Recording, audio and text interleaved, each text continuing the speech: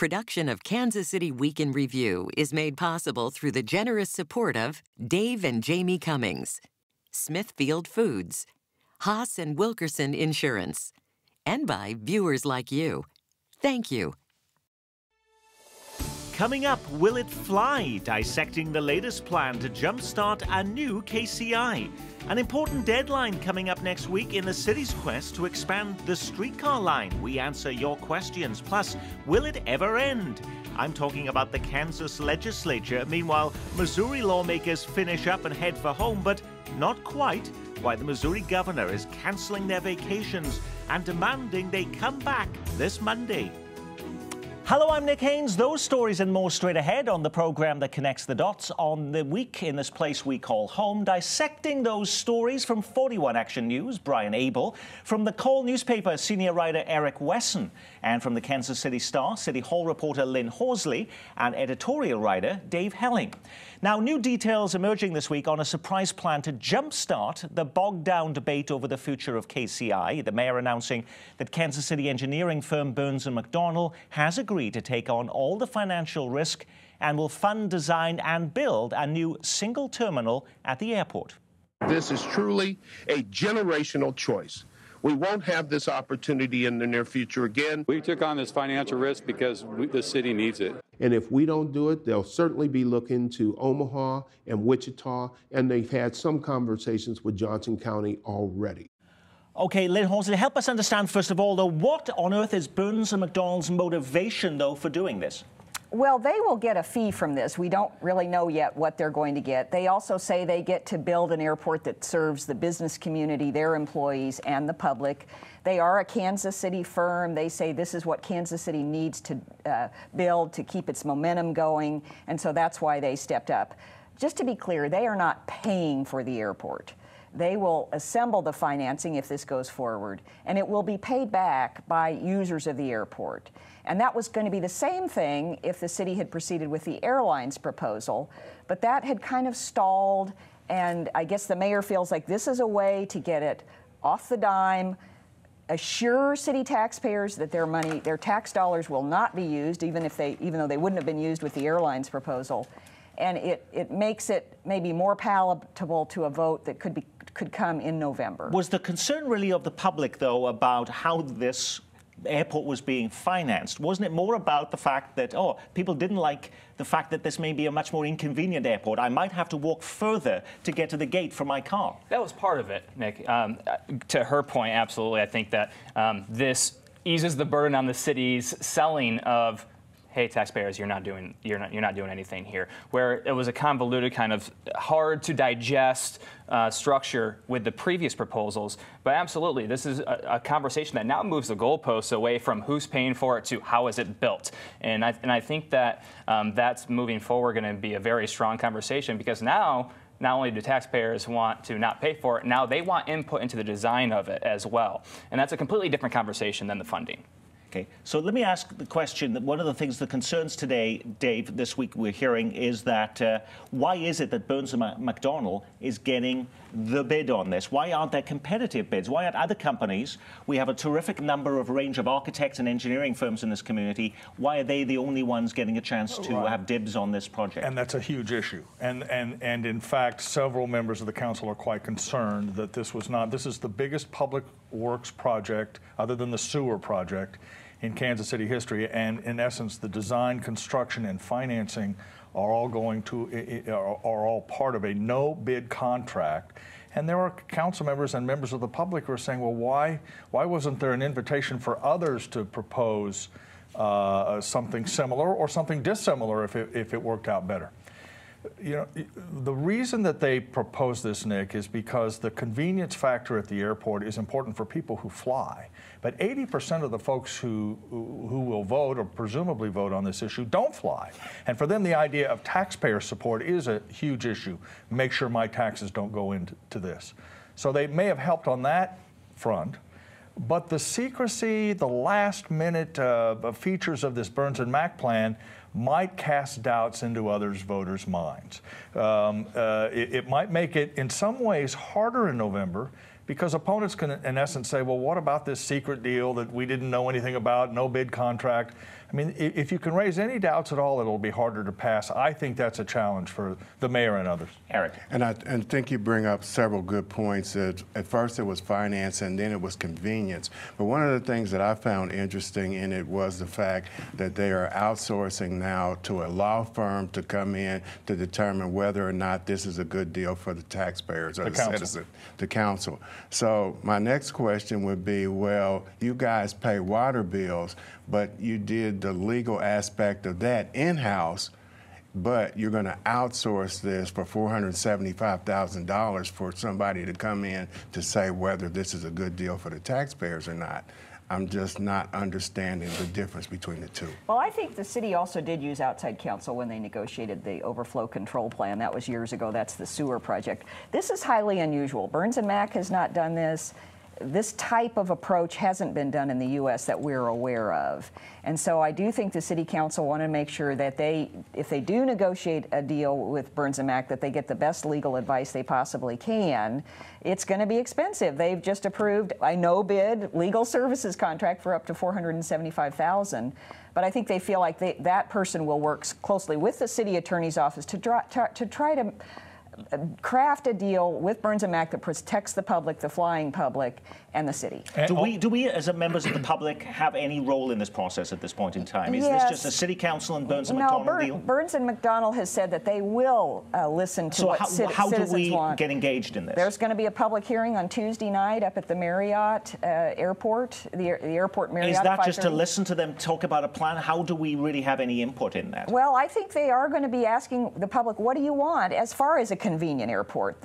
Ray Kowalik, the CEO of Burns and Mack, said he doesn't want to build an inconvenient airport for his employees or for the passengers.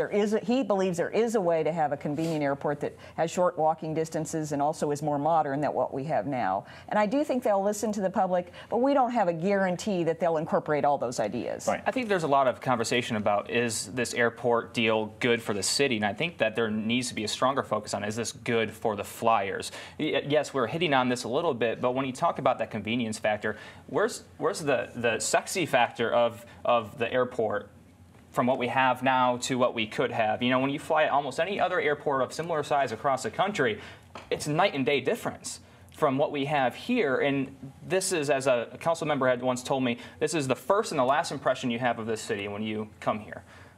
What kind of impression do we want to leave?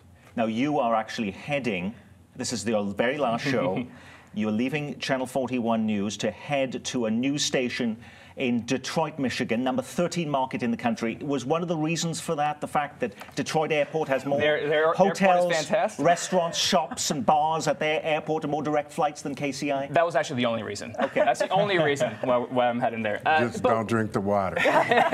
But you know, when you talk about the McNamara terminal, which is a relatively new terminal in terms of airports across the country, the last thing I think about is inconvenience.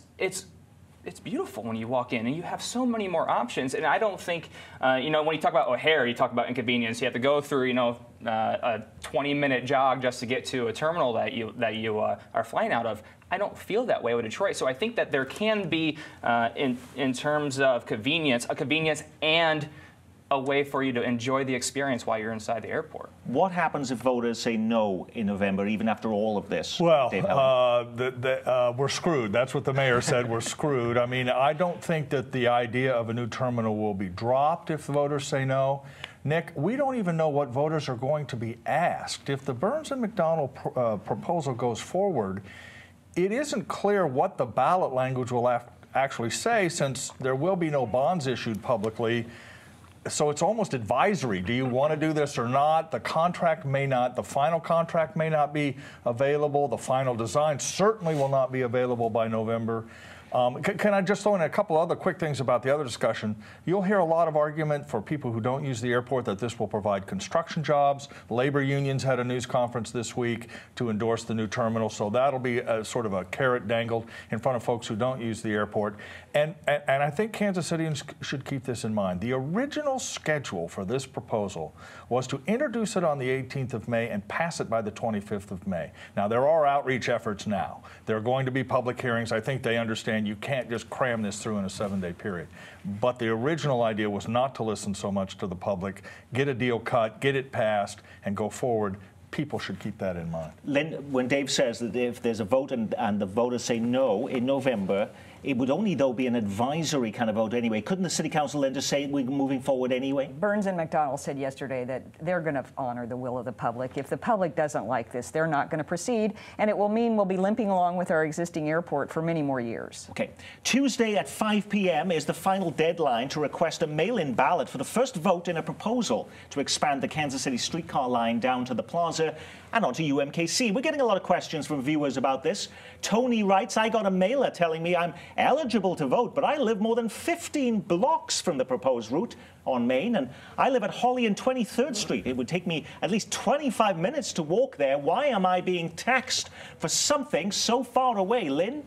Well, Tony needs to know that the district boundaries were drawn pretty broadly, and that is for a 1-cent sales tax that would help to fund the streetcar.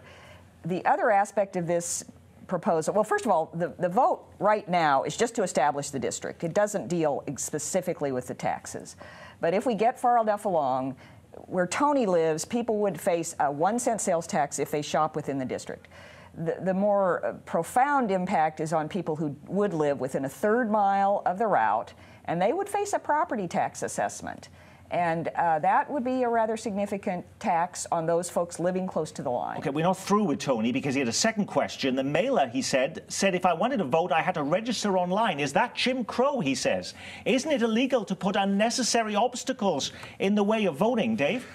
People misunderstand TDD votes. It isn't a vote like you would normally conduct one to elect a new mayor or a member of the city council or a congressman. It's a specific procedure in a specific geographic area. Some people who live there or own property are not eligible to vote. I mean, so it's not a normal voting procedure.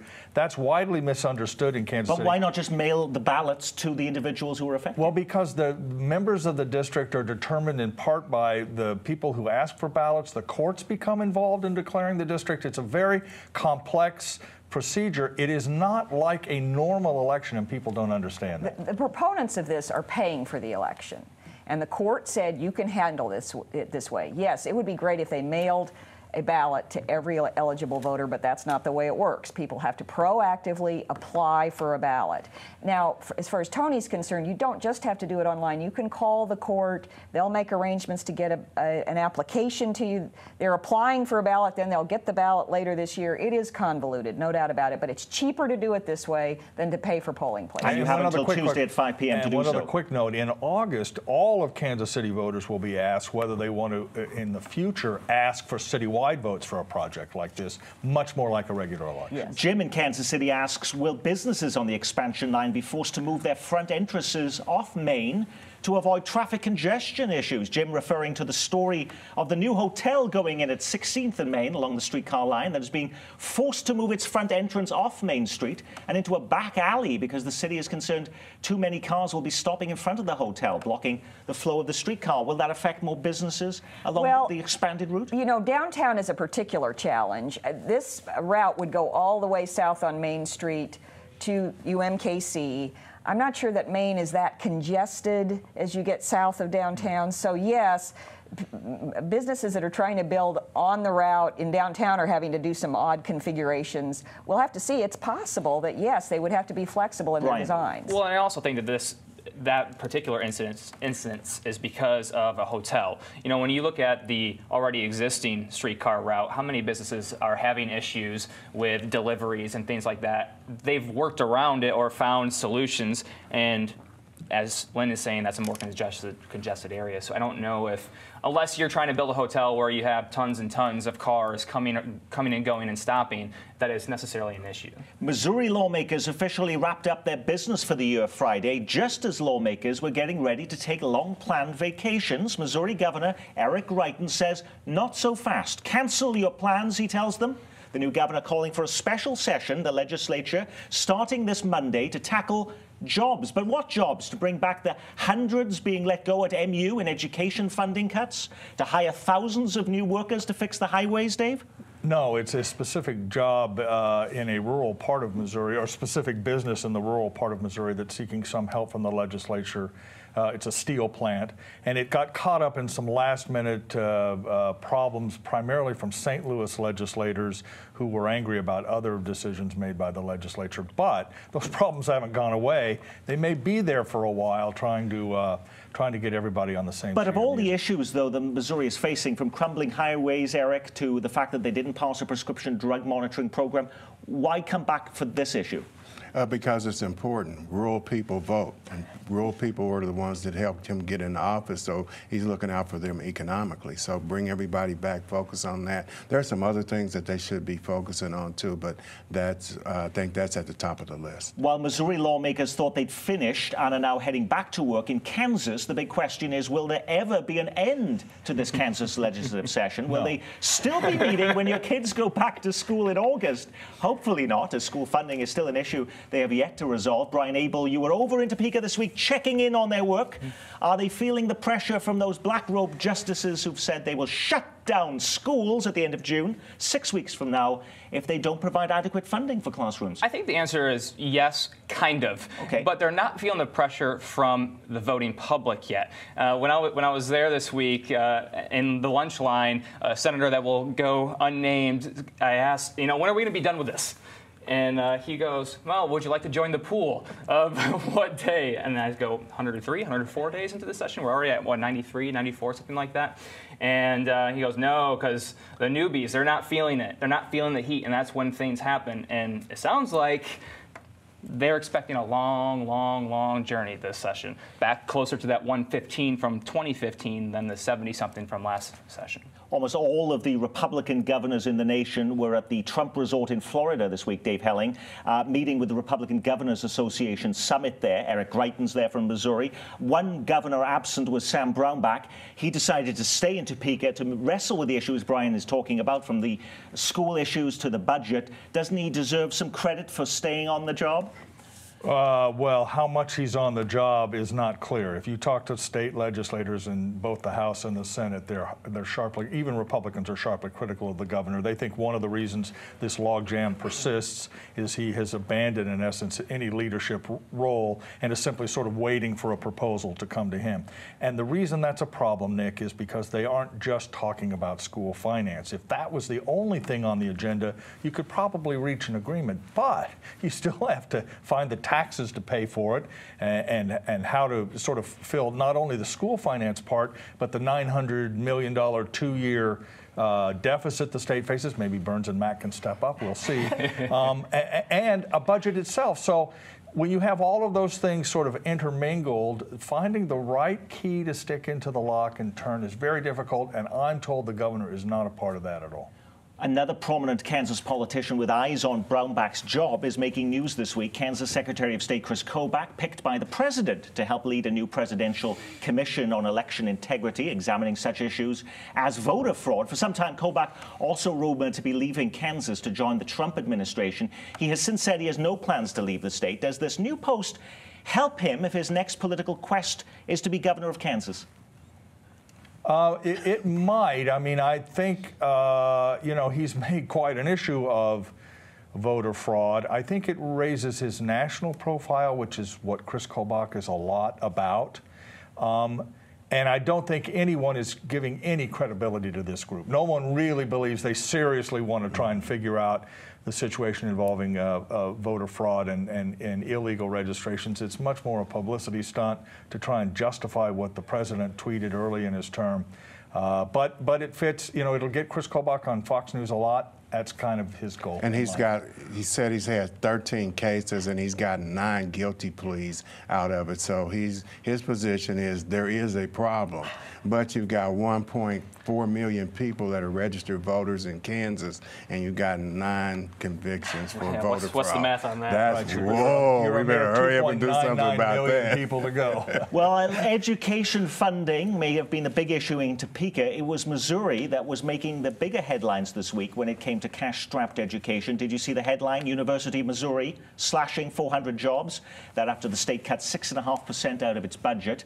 But that's not the whole picture. MU facing a massive drop in enrollment. University officials acknowledging that the incoming freshman class on the Columbia campus will shrink by more than 20%, making it the smallest class in almost 20 years. I did notice Dave Hellinger editorial in the Star saying some will strongly place too much blame for the current problems on the student protests that disrupted MU in the fall of 2015. But if not that, then why? Well, let's be clear, it may have played some role. I mean, there may be some freshmen who think about college and think of alternatives because of the protests, but by and large, those have come and gone. The disruptions on the campus don't seem to be as big of an issue as higher costs, particularly for tuition. When you cut state funding, the tuition costs have to go up. A lack of programs or majors that may attract freshmen. And then the overall attractiveness of college degrees for some people is going down. I mean, just people saying, why do I need to spend 4 years at a brick campus with ivy on the walls when I can go to community college and get job training? But no other university in our region is facing a type of enrollment drop as much as that one, though. Eric. Well, KU has its issues, Kansas State, but not as much.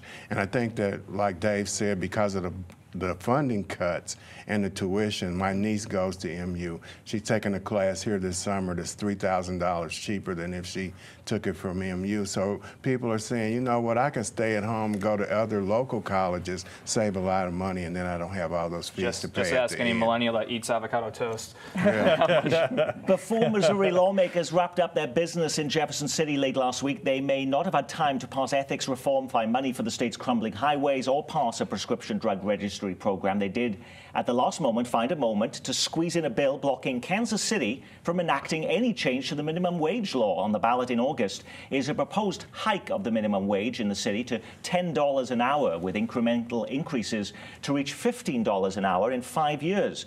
Does this mean that vote will now not take place in August in Kansas City, Lynn? No, that vote will take place. We don't know what will happen even if the voters say yes, because the state legislature has said, we have the power to preempt and we're not going to let you raise your local minimum wage. The Supreme Court earlier this year said that the petitioners in Kansas City who wanted a higher wage had gathered enough signatures. The city charter has that provision, and so that measure had to go on the ballot, and so it will. The city council also acted in March and adopted their own higher minimum wage. It's not quite to the degree that the petitioners want. So there's going to be a lot of jockeying back and forth, legal jockeying, based, trying to figure out whether this state law controls or not. And St. Louis passed theirs, and people in St. Louis start getting raises. So now on August the 28th, the state comes back and takes all those raises away from them. I believe that it's correct that they're still going to vote, but what's going to happen after August the 28th is what's going to be the question. That's when the legal battles will start. This weekend, Kansas City Police Chief Darrell Forte officially hands in his badge. 2 months after announcing his retirement, the last day is here. Now the quest is on to find his replacement. This week, the public has been getting a chance to weigh in at hearings hosted by the Board of Police Commissioners. Eric Wesson, you've been hanging out at some of these sessions. What are people actually wanting? They want to get rid of the Board of Police Commissioners. Okay. I have never seen such a vicious attack on them. Mayor Sly James is one of those. He was one of them. They held him to task as well. The general concept is to get somebody in that's going to keep the diversity going within the police department, get more police officers in, because there was testimony of there not being police officers in certain sectors of the town at all, like zero on that shift during that time period. So it's going to be interesting to see how that goes. But there were some vicious attacks on the Board of Police Commissioners. The board actually has an official website where you can actually also submit your views on what you'd like in a new police chief. The first comment on there is from a woman by the name of Sherry, who writes, I wish we could clone Chief Forte. Are we looking for someone exactly like Chief Forte, or are we looking for a different sort of basket of skills and personality traits this time around, Eric? It depends on whether you're black or white. Okay. With black people, he's great, greatest thing since sliced bread. To whites, he hasn't done an effective job because they look at the crime numbers and the homicide, even though it doesn't matter what chief of police you bring in here, there's nothing that they're going to be able to do about homicides taking place in people's households. Last week, we did a Week in Review special on hate crimes. The tone of a society is set when somebody says, I am inherently superior to you because of some quality that I don't control and you don't control. This week, Blue Springs feeling the sting of hate in a string of incidents. It says, die, N-word, die. First, the windows of a black-owned barbershop in town are spray-painted with racial epithets, and now Blue Springs High School at the center of new allegations. A student finds the N-word in all capital letters scrawled across her assignment paper. The incident unleashes accusations of a less than accepting environment where white students label places black students congregate as Africa. Brian, you were at the school this week. I mean, do they realize that something is amiss, or are they saying, you know, this is really not representative of our school here? Kind of both. Okay. They're saying, yes, we've seen, especially in this last about week and a half, we've seen some issues. But they're also saying, we've addressed them. And then they're also saying, but with 1,500 students that are all teenagers, they're going to make mistakes, and unless we know about them, which in the case of this reference to Africa, which being an area where some of these students that are black congregate, that was a nickname that's being used for this area. They didn't know about it until that public meeting on Tuesday night, I believe it was. So the city holds a town hall meeting on race relations. Barely anyone shows up. There's concern about that. Also, there's concern in Blue Springs that the barbershop where you see the N-word spray painted on the outside of that barbershop being investigated as a property crime, not as a hate crime. That's part of the anger there in that community. Absolutely. And they say, okay, what constitutes a hate crime? Because when you paint the front of my barbershop with racial slurs, that's considered to be a hate crime. And that is our Week in Review. Our thanks to our news reviewers from The Call, Eric Wesson, and from the Kansas City Star, Dave Helling, Star City Hall reporter Lynn Horsley, and a Detroit-bound Brian Abel of 41 Action News. We wish you well in your new assignment in the Motor City. I'm Nick Haynes from all of us at KCPT. Thanks for joining us.